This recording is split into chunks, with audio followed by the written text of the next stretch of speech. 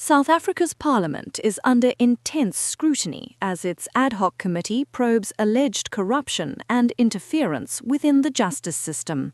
The SABC News recently reported on a session that focused not just on explosive claims, but also on the practical hurdles of running such a high-stakes inquiry, scheduling, subpoenas, and securing testimony from key witnesses. Outside Parliament, reporter Abra Barbia captured the tension, noting how public attention has made every procedural decision a matter of national interest.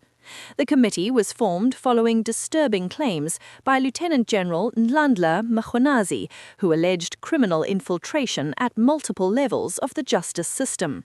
His revelations shook confidence in institutions tasked with upholding law and order. The Ad Hoc Committee's task is formidable. It must scrutinize these claims and recommend solutions, all while maintaining transparency and credibility. The stakes are high, with the broader public watching closely for signs that governance and the rule of law are being defended. Much of the recent session, however, revolved around logistical issues. Members discussed how to schedule hearings with key witnesses, such as Paul O'Sullivan, a former state security official, and Brown Mogotsi, a police officer linked to high-profile investigations. The committee aims to hold public hearings by February 20, 2026, but coordination across multiple agencies has proven challenging. Committee members stressed that the timeline is ambitious but necessary to maintain momentum and public trust. Witness participation has become a particularly delicate matter. Mogotsi, who has agreed to testify, insisted that the state fund private security during his appearances. "We are dealing with matters that reach deep into the structures of power," Hiss said. "Anyone who speaks openly risks threats or retaliation. Security is not a luxury, it is a necessity."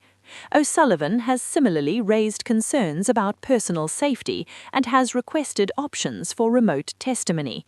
The committee is balancing these requests against the need for transparency and credibility, particularly when testimony may influence policy or legal reforms. The discussion over subpoenas highlighted additional friction. Some members warned against rushing the process. "This is not merely about getting names into a room," one member emphasized. "It is about ensuring that the evidence we receive is credible, protected, and can withstand scrutiny." The careful approach reflects the sensitivity of the inquiry, which touches not only individual actors but systemic weaknesses in the justice system. Security concerns have amplified because of the nature of the allegations. Mkhwanazi's claims suggest that criminal elements may have penetrated institutions meant to safeguard justice. Protecting whistleblowers and witnesses is therefore essential, and the committee is navigating these responsibilities while remaining accountable to the public. Every decision, from scheduling to testimony formats, affects the perception of fairness and integrity in the proceedings. The Ad Hoc Committee's investigation also ties into broader anti-corruption efforts, most notably the Zondo Commission, which revealed widespread state capture and institutional corruption. Observers note that this committee could act as a follow-up, enforcing reforms to strengthen judicial independence and ensure that whistleblowers are protected. By tackling administrative and procedural hurdles, the committee seeks not only to uncover wrongdoing, but also to lay the groundwork for systemic reforms that may prevent future breaches. Public interest remains high. Barbia reported outside Parliament that citizens are closely monitoring the proceedings. "The eyes of the nation are watching," she said. "These hearings are about more than individual witnesses. They're about public confidence in institutions that uphold our democracy." Her coverage captured the tension and highlighted that the procedural discussions inside Parliament are just as important as the testimonies themselves. Political dynamics within the committee add another layer of complexity.